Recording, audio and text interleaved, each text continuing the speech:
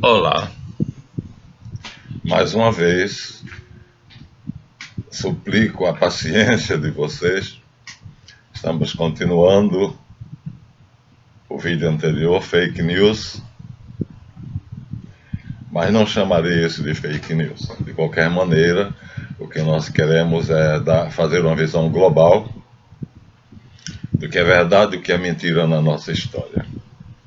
Então ficamos com Jesus Cristo lutando contra os fariseus, os saduceus e os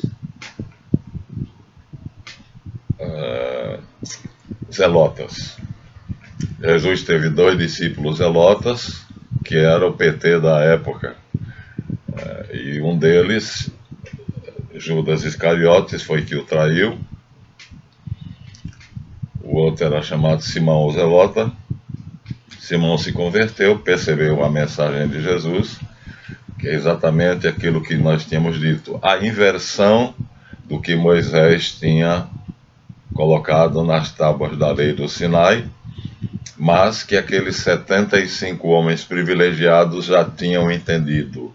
Então as tábuas seria para o povo, mas os sacerdotes, o Sinédrio que Moisés fundou, que estava ali representado, o Sanedrim, 6 membros de cada tribo, os anciãos, os mais sábios, né, os mais criteriosos, tiveram essa revelação no sopé do Sinai. Por isso que o padre Vitório diz que a plenitude da revelação é a teofania do Sinai, porque é ali que o Sanedrim, com Moisés, providenciada miraculosamente uma mesa com comida, vinho, bebida e tudo, eles vão agora ver Deus face a face e depois vão descer com Moisés com o coração completamente satisfeito, porque viram o Deus de Israel face a face e não morreram,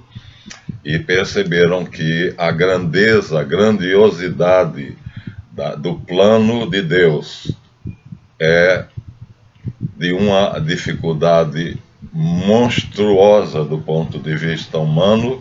Por isso Salomão colocou as 2 colunas do seu templo, Jaquim e Boaz, que significa Deus fará com o seu poder. Então, quando o maçom entra na loja, ele já sabe que o que ele está fazendo ali, o trabalho dele em loja, será apenas um esforço, e depois nos apresentaremos diante da soberana potência que governa todos os mundos e diremos: fizemos o que podíamos, somos teus servos inúteis. Deus fará, Jaquim, com o seu poder. Então, esses que mais tarde iriam constituir o Sanedrim, o Sinédrio, os sacerdotes, 6 membros de cada tribo, representantes de cada tribo, desceram com Moisés. Moisés subirá outra vez sozinho para receber os mandamentos em pedra, mas eles já tinham no coração a revelação. Quer dizer, fazer o bem por amor à lei é o que Moisés ia propor ao povo, mas cumprir a lei por amor ao bem é o que Jesus Cristo vai pregar. Então, de Moisés, passando por Davi, e chegando à Babilônia de Esdras, e passando por aquela falcatrua que Esdras fez, não sou eu quem digo, é Bernard Casper, no livro dele. Para ele é um herói, né?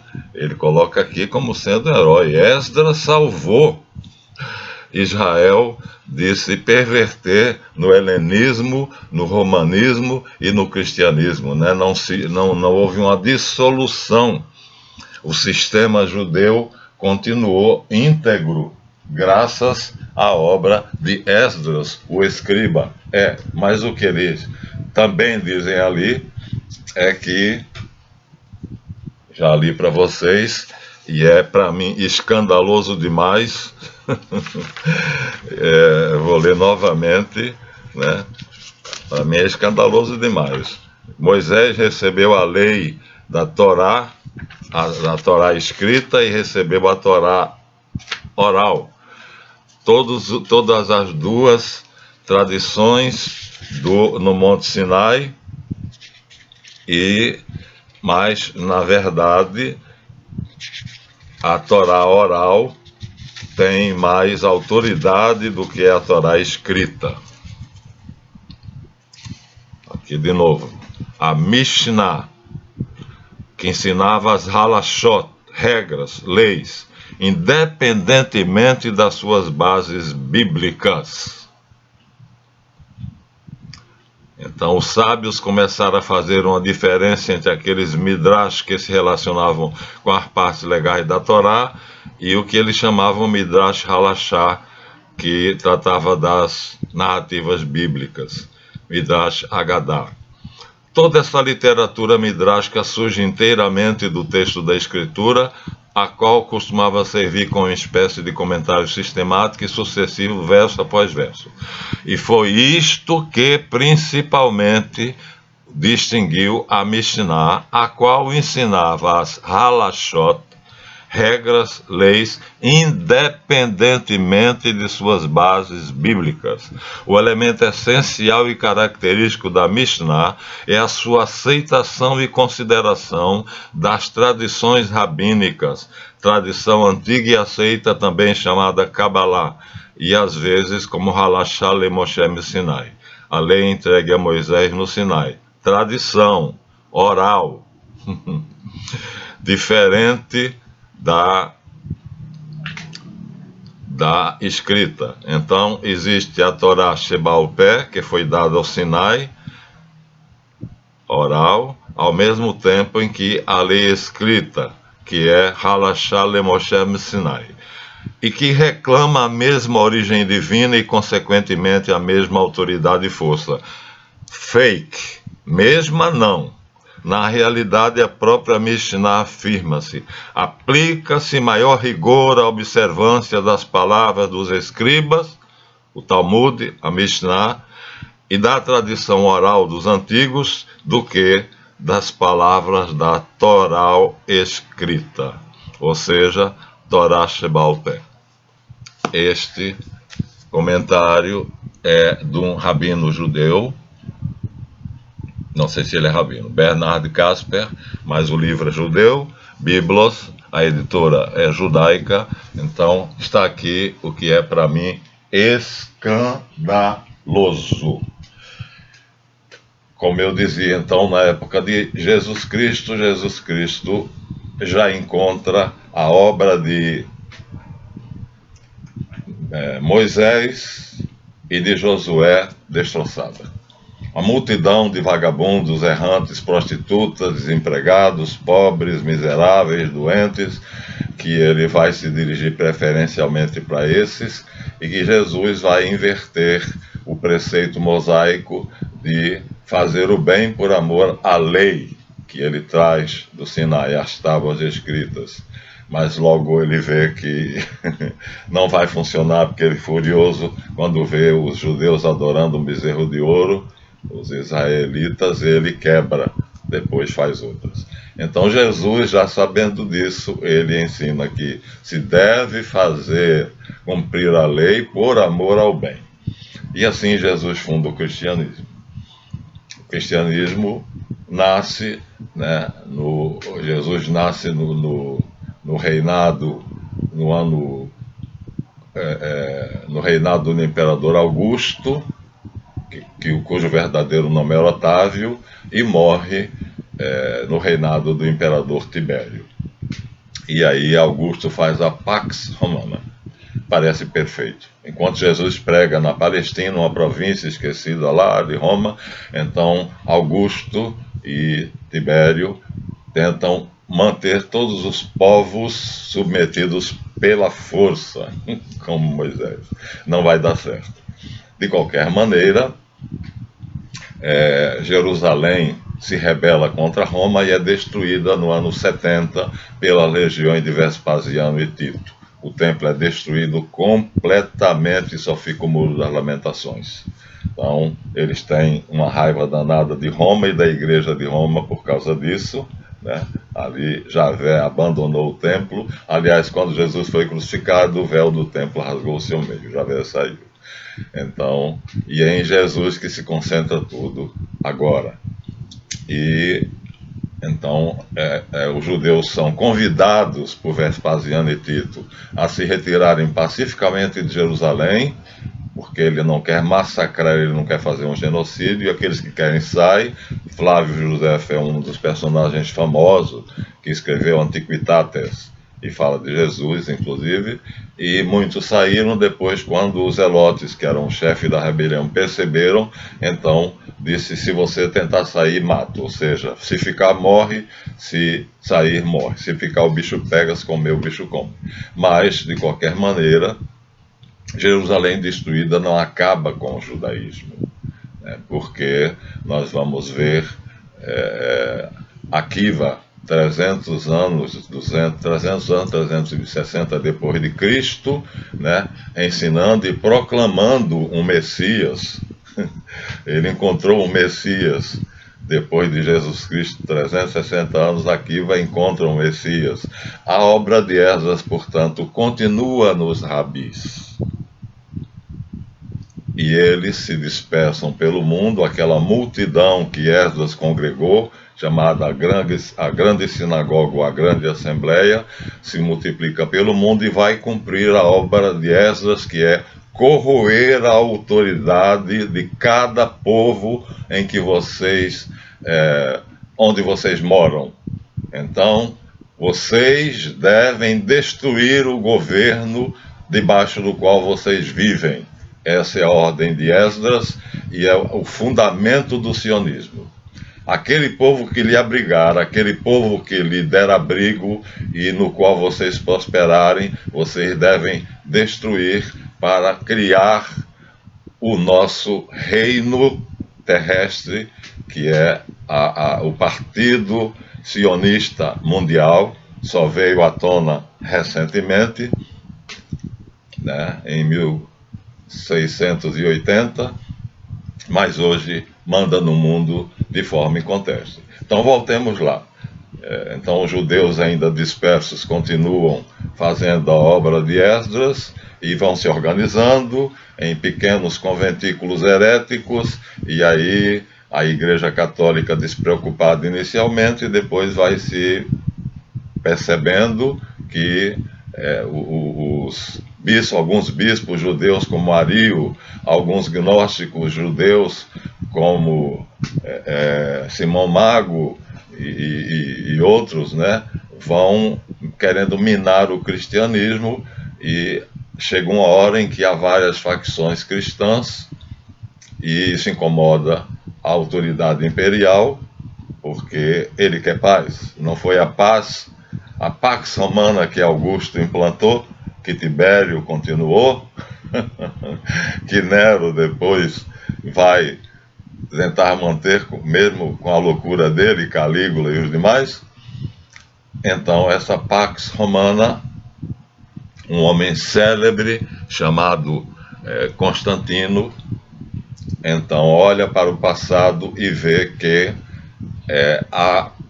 parece um distúrbio muito grande, porque durante 300 anos os discípulos de um profeta galileu desconhecido que pregava a paz, e a quem a mãe dele tinha se convertido, ela diz a ele: Constantino, este homem é a salvação do império, aceite Jesus como sendo o príncipe da paz e o império viverá em paz. Então Constantino faz o edito de tolerância, primeiro, que é proibir que os cristãos sejam presos por serem cristãos. Depois ele torna o cristianismo religião oficial do império. Aqui no nosso livro Vaticano, Potência Mundial, que eu adoro, né, um padre excomungado chamado Joseph Bernhardt, que depois foi retirado da excomunhão, ele morreu em paz com a Igreja Católica, ele diz aqui que a tarefa de unir o Estado através de milhares ou milhões de cristãos, tendo, portanto, uma nova ordem, inaugurando uma nova ordem. O governo civil unia-se ao governo religioso, unir-se ao Papa. Constantino Grande. Não foi sem certa inclinação íntima que esse jovem Augusto se aproximou da igreja, e foi com fé sincera no poder do Deus da igreja, o qual, correspondendo à sua ação, parecia ter-lhe conseguido a vitória sobre Maxêncio, senhor da Itália e da África, que ele colocou a cruz nos escudos do seu exército e, numa praça de Roma, erigiu a própria estátua com a cruz na mão. Ele, a estátua dele e a cruz na mão. Então, muitos acham que Constantino deu um golpe, percebendo que a maioria dos seus súditos era cristão, então ele terminou se fingindo de cristão. Mas está aí de Bernadette, portanto, um sacerdote excomungado que depois voltou à igreja. Então, a Igreja Imperial, assim se pode chamar agora a Igreja Católica, não devia tardar a sentir, com o júbilo da libertação, a dor de seus novos grilhões. A Igreja penetrou no Império, no mundo profano, mas também o Império penetrou na Igreja. Agora todo mundo queria ser católico, porque só quem podia ser funcionário público era quem fosse católico, a religião imperial. O Edito de Tolerância emanado de Constantino é o ponto de partida do conflito histórico da Igreja com o poder secular, conflito no curso do qual ele devia alternadamente triunfar e decair no seu conflito. Ele aqui é o poder secular. O papado, na verdade, dirige a Igreja, como Pedro dirige o exército dos eleitos, e revive, portanto, sobre o túmulo do pescador da Galileia, suas horas de grandeza, mas também as suas horas de fraqueza. Então, aqui nós temos a paz imperial instaurada por Constantino, que se converte de verdade e manda colocar a meu ver, uma conversão sem dúvida, mas é aquele célebre sonho em que ele sonha com um lábaro que diz in hoc signo vices, sob esse signo vencerá. Essa é a igreja que Constantino manda construir, a primeira catedral católica do mundo, a igreja de São Pedro em Roma, sobre o túmulo onde foi martirizado Pedro e Paulo, onde foram enterrados, não martirizados. É a primeira, comparada com a atual, bem diferente, não é? Mas essa é construída por Constantino, que presidiu pessoalmente os trabalhos. Finalmente, então, no ano 476, os bárbaros invadem a Itália. E aí, o Papa vai tomar o lugar de Constantino, vai ser Galileu e César, porque os bárbaros vêm correndo de Átila. Átila vem conquistando tudo à sua frente, e os bárbaros, os visigodos, os godos, os vândalos, os suevos, os ostrogodos e todos esses, alanos, vêm correndo de Átila. E quando acampam nas proximidades dentro do Império Romano, então não tem mais para onde ir. De um lado o exército romano, do outro lado Átila. Mas o exército romano é pequeno para Átila, seria facilmente vencido. Então, o rei de Roma, que é um fraco, um covarde, Rômulo Augustulo, foge numa carroça travestido de pastor, com a família imperial e o tesouro, e fica, portanto, Aécio, general romano, que sabe que uma guerra com Átila seria suicídio. Então, o Papa Leão toma a frente e manda emissários para os godos, os ostrogodos, os francos, para que eles venham para Roma armados para uma batalha contra Átila, decisiva, de vida ou morte. E aí, Alarico, Aécio, Meroveu, unidos num grande e formidável exército, comandados pelas ordens estratégicas do Papa, vencem Átila, o Huno, matam-no, ele morre, os hunos fogem e os bárbaros se sentem felizes, porque sob a direção daquele homem de branco, que é o governante espiritual do império, eles estão seguros, porque de fato o Deus crucificado é poderoso. Aí nós temos que dizer que Mitra perdeu a batalha para Jesus. O crucificado venceu Mitra. Então, pelo menos neste momento, nós vemos que Maxêncio, que adorava Mitra, perde para Constantino, mas não vai ficar, essa situação não vai durar muito tempo.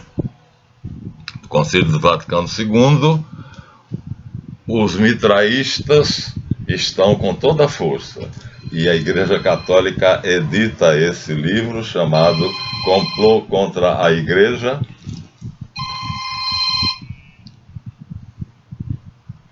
Oi, estou gravando, depois eu ligo. Tá bom. Tá bom, meu irmão, pode vir. Tá, tchau. Isto é em 1964. Complô contra a Igreja.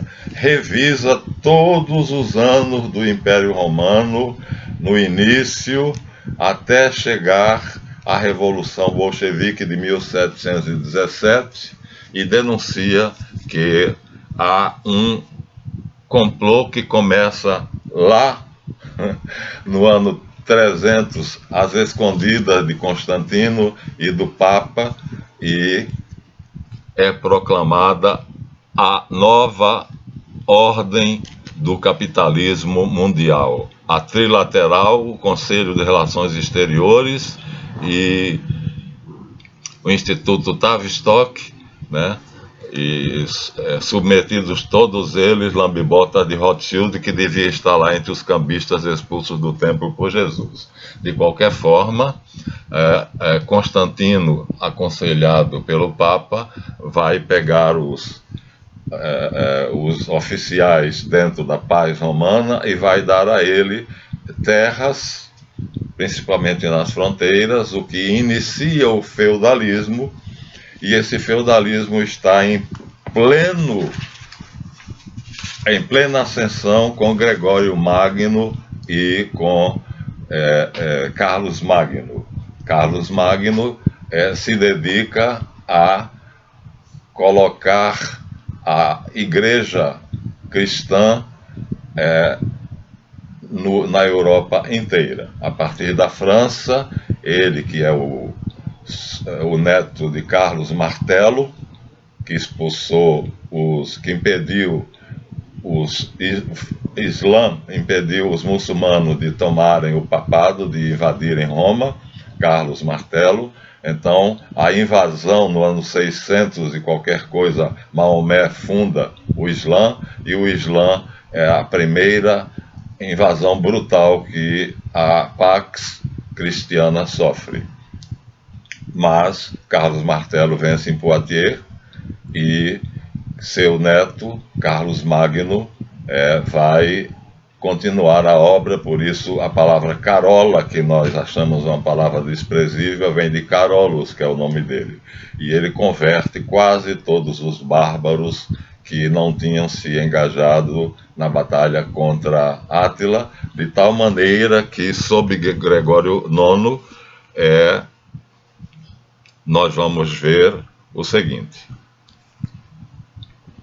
Gregório não perdeu de vista o laço frouxo que o prendia ao Oriente, mas o sentimento de que estava próximo à solução, e decidiu, sem dúvida, desenvolver por autoridade própria uma política ocidental. O sucessor do pescador de homens lançou a sua rede entre os povos germânicos para conquistá-los pacificamente e inseri-los na unidade de uma nova ordem espiritual sob o principado da Cátedra de Roma. Dizem que os missionários levaram para ele um grupo de 10 germanos, anglos, e quando foram apresentados a eles, ele disse: quem são esses? E os cardeais disseram: são os ângulos. Ele disse: mais apropriado seria chamá-los de ângelos, de tão belos que eles eram. Então, aqui, a ideia da Pax Romana encontrou nele o maior dos seus propugnadores. Com voz enérgica, recordou às igrejas locais o primado da Sé, mas animado de profundo respeito às funções episcopais e às singularidades nacionais. Ele estava dirigindo um império misto de bárbaro e civilizado. Romanos se transformaram em senhores feudais, bárbaros em estados, e ele tinha de conciliar as duas coisas junto com o imperador. Dizia, com liberdade e determinação, dizia: defendemos o nosso direito, mas dizia também: respeitamos o direito de todos os diferentes. Então, aqui nós temos um escritor insuspeito, porque como sacerdote foi excomungado por escrever livremente, sem ligar para o que Roma dizia, e livro maravilhoso que eu leio e releio, Joseph Bernardi, morreu reconciliado com a Igreja, o Vaticano, potência mundial. E aí nós temos agora, então, a maior realização de Moisés onde quer que ele estivesse e de Josué.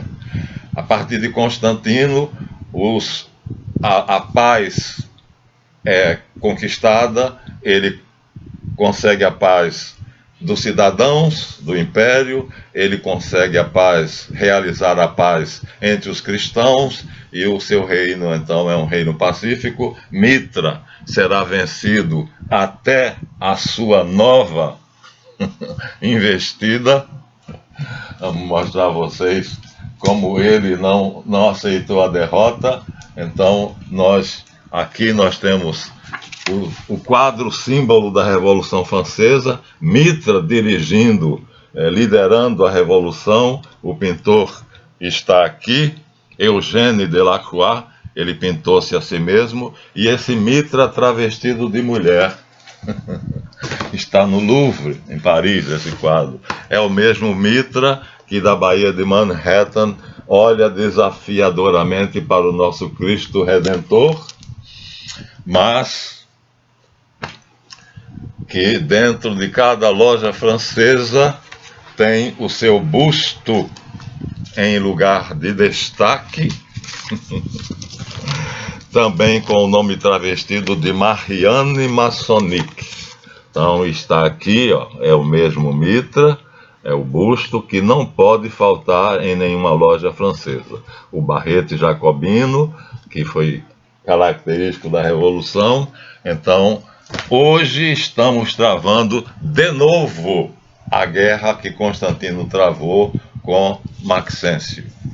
E aí, para onde pesará a balança?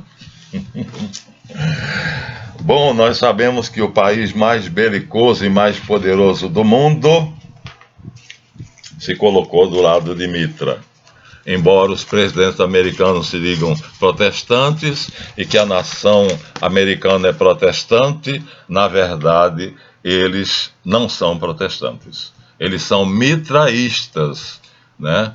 Porque os Supremos Conselhos cultuam Mitra, o deus do fogo, o deus da luz, né? Essa é a verdade que Washington escondeu, Benjamin Franklin escondeu, os presidentes americanos escondem, então, mas um dia será revelado. Nas notas de $1, se vocês tiverem acesso à nota de $1, vocês verão que a guerra é terrível, é tremenda. Aqui eu tenho uma e coloquei ela numa Xerox aqui. Então vocês veem a águia de um lado e a pirâmide de outro. $1, e aqui o mundo controlado por eles, pelos americanos, pelos sionistas, porque dizer que há uma diferença entre capitalismo e comunismo é babaquice, seria essa a palavra. Esquerda e direita desistam de fazer essa distinção. Um homem comanda tudo. O nome dele é o Barão de Rothschild. Então não importa se é a direita ou se é a esquerda, olha só aqui. O mundo, as bolsas de todo o mundo, né, o ouro, o petróleo, tudo é comandado porque o dólar impera. E quem é que mandou fazer essa pirâmide no dólar? Nós temos, a história diz, a pedido de quem? De um banqueiro judeu. Um banqueiro judeu askenaz, portanto cainita, pediu a um determinado presidente dos Estados Unidos que imprimisse na nota de $1 a pirâmide. Dizem que a Rainha Elizabeth tem no Palácio de Buckingham uma sala egípcia, onde estão, segundo as más línguas, eu não vi, as peças que ela mais venera da sua ascendência, dos príncipes egípcios até o trono da Inglaterra. Não sei se Rothschild também tem uma ascendência dessa natureza. Parece que Rothschild vai mais para a Mesopotâmia, pois a estrela de 6 pontas era símbolo de Marduk. Então, de um lado nós temos a nota de $1, o Egito, e do outro lado nós temos a Babilônia. Para onde iremos? Essa é a pergunta. Eu fiz um pequeno trabalho com esse resumo, as origens da Cabala, pequenininho, né? Então, uma pequena apostila mostrando como é que Cristo e os papas são herdeiros da tradição cabalística da Mesopotâmica, dos caldeus, os evangelhos representados pelos animais sagrados, a mitra papal com os 4 animais, com 2 de um lado e 2 de outro, Jesus aqui cercado pelos 4 animais sagrados. Mas a igreja não assume isso. E não assumir isso torna ela mais fraca. E os maçons que me perdoem, mas a alegoria que diz que este o objetivo do maçom, só se ele for santo. Então aqui nós temos, né, a alegoria que mostra, vamos dizer assim, a ordem imposta pela maçonaria no mundo, né, a coluna erguida, uma árvore para simbolizar a tentação, portanto, aqui o bem ou o mal vão tentar o adepto, que aqui já está coroado rei, porque ele subiu, venceu essa tentação, chegou até o cimo da coluna, onde encontrou a virtude, fé, esperança, caridade, justiça, prudência, fortaleza e temperança, e se tornou igual a Javé. Portanto, agora só resta ele ser alçado ao nível dos Elohim. Isso é o programa de vida de um maçom. Será que ele conseguirá fazer realmente isto? E vejam, eles têm o cuidado de não colocar aqui nenhum símbolo cristão, né? É uma síntese, isso nós respeitamos profundamente, é uma síntese das várias culturas onde a ordem foi instaurada e de onde ela traz as suas belíssimas alegorias. A cruz aparece aqui ou ali, mas no sentido mais de comenda do que de outra coisa. Talvez a gente encontraria aqui, mas não vamos nos preocupar com isso, porque, na verdade, a grande alegoria é o compasso e o esquadro, que são a estrela de 6 pontas, que é da casa de Rothschild. Enquanto que a pirâmide é o símbolo do Egito e, portanto, da rainha da Inglaterra, a estrela de 6 pontas é o símbolo da casa de Rothschild. E aí vai ser muito difícil, né, conciliar tudo isso. A cruz aparece aqui num trabalho dos Rosa Cruzes, várias cruzes, mas a fé que eles professam e que provaram isso, olha desafiadoramente da Baía de Manhattan para o nosso Cristo Redentor no Rio de Janeiro, com seu facho de luz, que Pike diz: essa é a religião da luz, a religião de Zoroastro. E os Supremos Conselhos vão espalhar essa doutrina, a doutrina de Mitra, o mitraísmo, o livro da lei, a democracia, a luz da doutrina de Mitra e o sol, que significa a religião da ciência, o iluminismo, coroando a cabeça de cada adepto, né? E para isto travou-se uma batalha enorme. Hoje todo mundo já sabe que foi custeada por Rothschild. A Revolução Francesa foi financiada por Rothschild e a partir dela acabou-se a monarquia, que era mais difícil de corromper, e instituiu-se a República, que é só você dar uma olhada em volta. Deem uma olhada no Brasil, em Brasília, e vocês verão que a República Brasileira em nada difere da romana, porque as repúblicas nunca tiveram nenhuma diferença, né? A República é sempre o reino da corrupção, não importa onde ela esteja, mas será sempre o símbolo da democracia. É uma palavra tola, né? Seria uma palavra que esconde, não sou eu quem digo, foram personalidades célebres, né? Na verdade, eles se baseiam nesta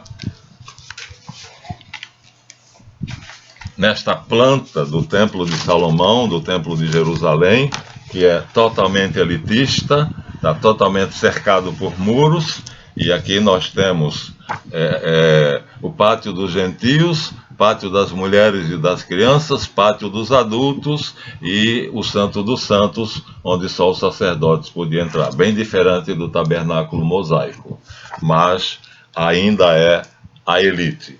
Quer a elite mesopotâmica, quer a elite egípcia.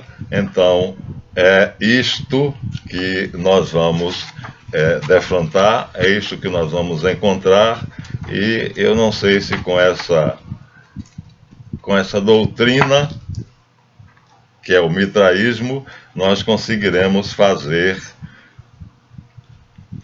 Aqui até eles foram bem sutis, porque se vocês notarem direitinho aqui, de um lado está a pirâmide, que é os ancestrais, leva aos ancestrais da rainha da Inglaterra. E do outro lado aqui, essas estrelas brilhantes formam um hexágono, uma estrela de 6 pontas em cima da cabeça da águia. Perceberam ou não?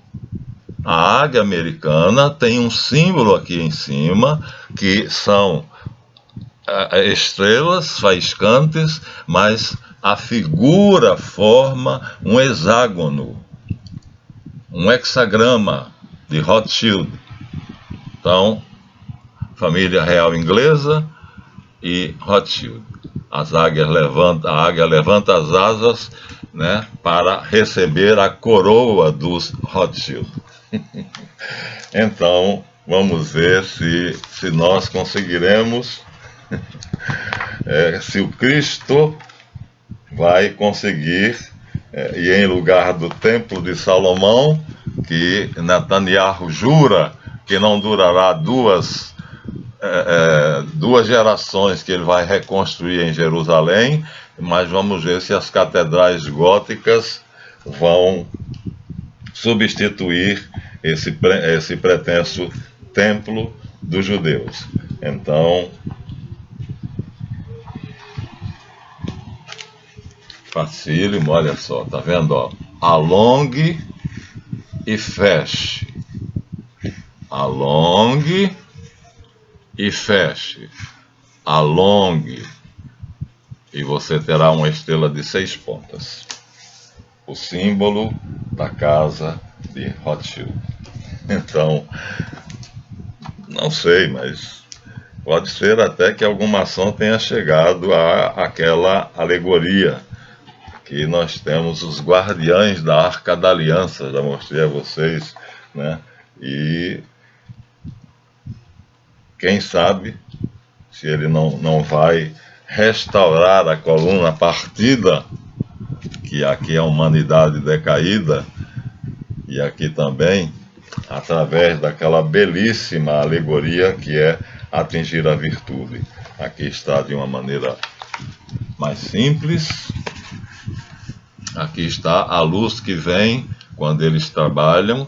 Então aqui seria Mercúrio, mensageiro dos deuses, trazendo a luz de Hormuz para os trabalhos deles, para dirigir os trabalhos deles. Então, templo maçônico ou catedral gótica? O que vai prevalecer? Não sabemos. O fato é que a Inglaterra produziu, a BBC produziu, e aqui foi traduzido pela Livraria José Olímpio Editora, a Idade Média, mas com o nome de... não de Idade Média, Idade da Fé. 1000 anos em que os representantes de Pedro e de Jesus Cristo dominaram e criaram uma pax que foi perturbada muitas vezes pelos conventículos heréticos de Esdras, e num desses conventículos se formou a família Bauer, que decidiu mudar de nome e fazer um escudo vermelho, Rothschild, e hoje é a dona do mundo. Para mim, provavelmente, essa pandemia é uma tática deles para diminuir a população do mundo. Aqui nós temos a mais bela das catedrais, a Catedral de Chartres. Aqui nós temos o frontispício dela, com a figura de Jesus Cristo entronizado. Está no meio da página. Jesus Cristo entronizado entre os 4 animais que vêm lá da Caldeia, de Ur, da Caldeia, e que vem da Babilônia, do Sadec. Essa tradição nós, católicos, precisamos reavivar para ter como fazer uma oposição aos mitraístas. Mitra venceu, talvez continue vencendo. Olha cada coisa lindíssima. Talvez continue vencendo. Aquele livro que foi uma denúncia. A catedral sempre foi construída em forma de uma cruz, tá vendo? A forma de uma cruz. Então assim são feitas as plantas das igrejas. Mas a verdadeira igreja somos nós. Então, 1964, esse livro foi editado por Maurice Pinay, um cardeal que hoje nós sabemos que é Ottaviani, fazendo uma denúncia ligando desde o ano 360, Rabi Akiva e o Messias, que não colou, porque já na época de Jesus havia 60 candidatos a Messias e nenhum deles teve sucesso. O único que teve sucesso foi Jesus, e aqui na página 79 está um telegrama para o banqueiro judeu Jacob Schiff, que na verdade dirigia um banco de Rothschild.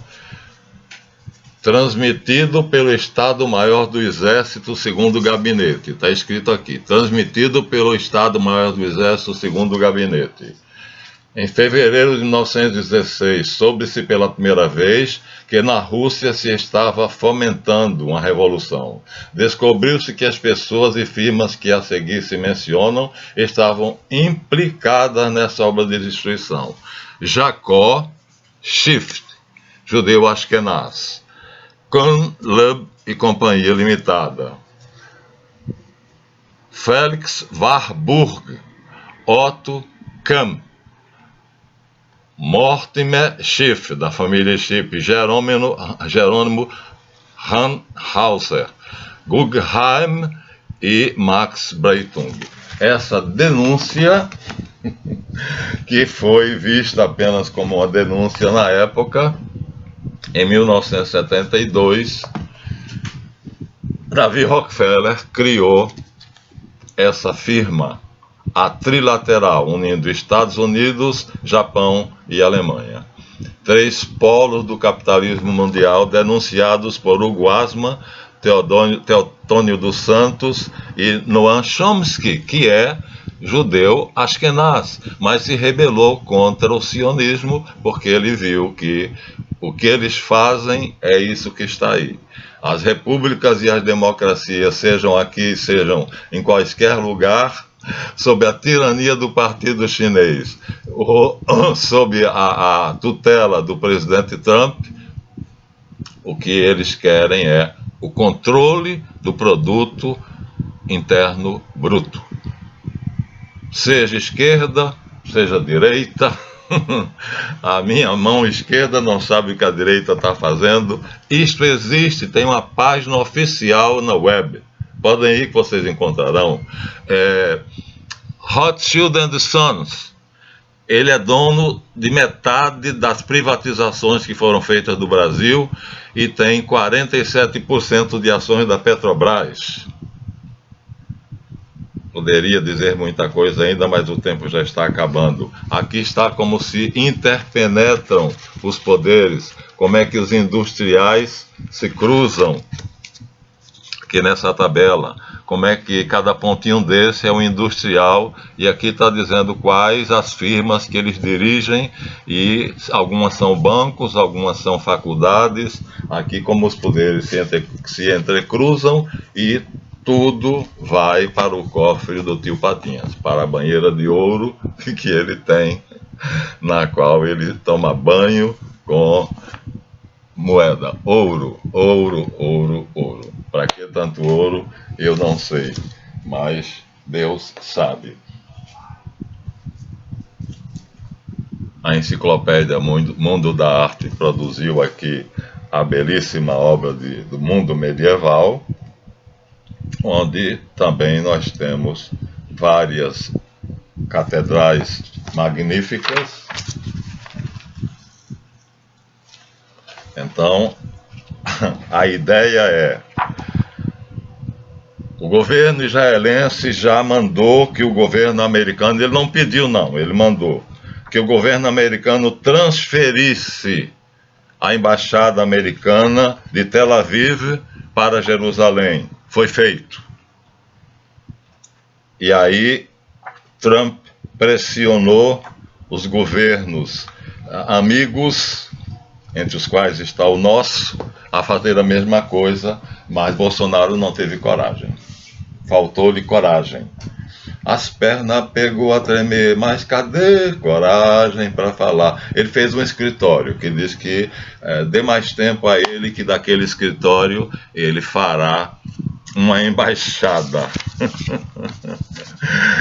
Então tá entre a cruz e a caldeirinha. A esposa dele parece que é evangélica, ou seja, o livro que devia ser seguido era a nossa conhecidíssima Bíblia, né? Que o bispo, eu rio quando ele se chama bispo, Edir Macedo, e quando o Silvio Santos diz que é o homem mais rico do Brasil depois dele.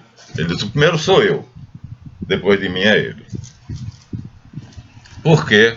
Porque pertencem ao Partido Sionista Mundial, para o qual eu fui convidado, mas não vendo minha alma. Então, agora, como é que o mundo vai ficar, eu não sei. Tinha muito material aqui, mas não adianta mais. Esse material que está aqui tentava mostrar o que foi, que ficou escondido do mundo.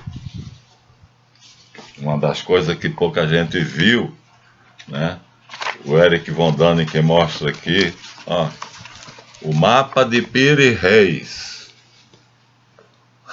Como foi feito esse mapa? Cristóvão Colombo e Pedro Álvares Cabral saíram com esse mapa na mão para descobrirem a América e para descobrirem o Brasil. Descobrirem não, acharem, porque eles não descobriram, eles procuravam. E está aqui o mapa de Piri Reis. O livro é Eram os Deuses Astronautas.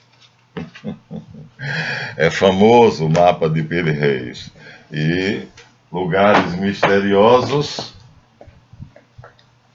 que já mostramos a vocês, que mostram como que a semelhança entre as construções do período patriarcal é a mesma. Na Mesopotâmia, na Babilônia, uma, aqui em Tenochtitlan, outra, e ninguém sabe e ninguém quer saber o que foi isso, porque o que interessa para a tríade diabólica, Belzebu, Asmodeu e Astaroth, o que interessa para eles é Deus nos livre, mas Pai que diz que haverá ainda uma guerra. O Apocalipse fala de peste, fome e guerra. Nessa ordem, aqui está a Revolução Francesa, que destruiu as monarquias e criou a República, a res pública, o dinheiro público, não é mais dos monarcas. E porque é público, então façamos com ele o que nós quisermos. É isso que está fazendo o nosso estado do Rio, é um privilegiado que aparece nas manchetes de todo dia, no Jornal da Record, né? E aqui está o segredo dos segredos. Na verdade, está sendo traçado um grande plano para que o nosso colosso que está exibido numa montanha, o Cristo Redentor, perca a batalha final contra esta figura que é Mitra, o Cristo do Zoroastrismo. Isso segundo o planejamento de Albert Pike. Então, tudo mais são fake news. A gente chamou a primeira de fake news, mas não vamos chamar essa de fake news, vamos dar outro título, né? Porque olha, aquilo que Constantino fez, aquela basílica que Constantino fez, foi reformulada, remodelada e hoje tem uma forma completamente diferente, né? Nós sabemos disso, que é o Vaticano.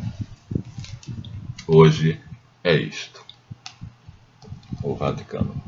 Mas a primeira forma dela foi aquela forma que Constantino fez. Ainda é a maior basílica do mundo.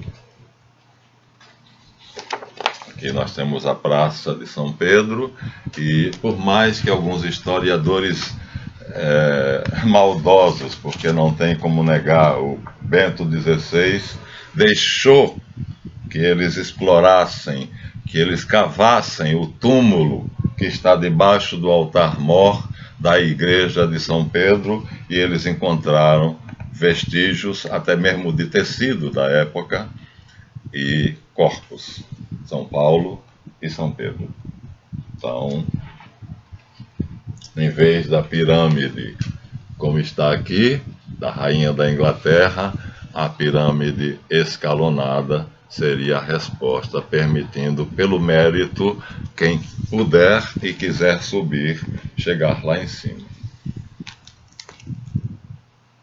Está à disposição de quem quiser. Acho difícil aquela alegoria ser, como eu disse a vocês, ela ser atingida, belíssima. É necessário uma força de vontade, uma capacidade moral invulgar para cumprir o que esta alegoria representa. Está vendo? Ó? A virtude aqui sobre a coluna que nunca se partirá. Alguém já subiu aqui, já desceu, está sendo aqui levado por um anjo, sendo coroado, e aqui em cima da virtude Ievé. Ele já se uniu a Ievé ou Iavé. O Iavé lá de Moisés. Então ele já é capaz de fazer com que a fraternidade universal exista. Liberté, égalité, fraternité. Bom, égalité e fraternité, liberté e égalité, na China todo mundo é igual, uns são mais iguais, mas está aí o plano de igualdade, Xi Jinping. E em Cuba também. E nos Estados Unidos todo mundo são livres, podem chamar Trump do que quiser, só não pode falar mal do Partido Sionista Mundial. Agora, fraternité, essa é a palavra, fraternidade universal, continua sendo inatingível. Todas as vezes, como Josué fez, falhou. Depois a igreja fez o feudalismo medieval, a mesma ideia de Moisés e Josué. Falhou. Olha, quando a Rússia foi conquistada por Lenin, Trotsky e a palhaçada comunista deles, financiada pelos judeus Ashkenaz, descendentes de Caim, ela ainda estava no regime feudal, 1717. Então o feudalismo começa no ano 330 mais ou menos e vai até 1717 na Rússia e em alguns países ainda existia. Mas foi lá que o comunismo foi implantado, contra a profecia de Marx, que seria implantado ou na Inglaterra ou na Bélgica, que eram os dois países que tinham sindicatos de operários de fábricas, como o Lula, que falhou, foi péssimo profeta. E eu acho que também como ideólogo, né, o que ele fornece aos reis do mundo é uma maneira de chegar a serem donos do produto interno bruto, o PIB. É isto que Rothschild quer. Não importa se pela esquerda ou pela direita. É isto, o PIB. Muito bem, muito obrigado. Terminamos. O parto aconteceu. Agora leiam, deem seu like ou dislike, comentem se assim quiserem e até a próxima.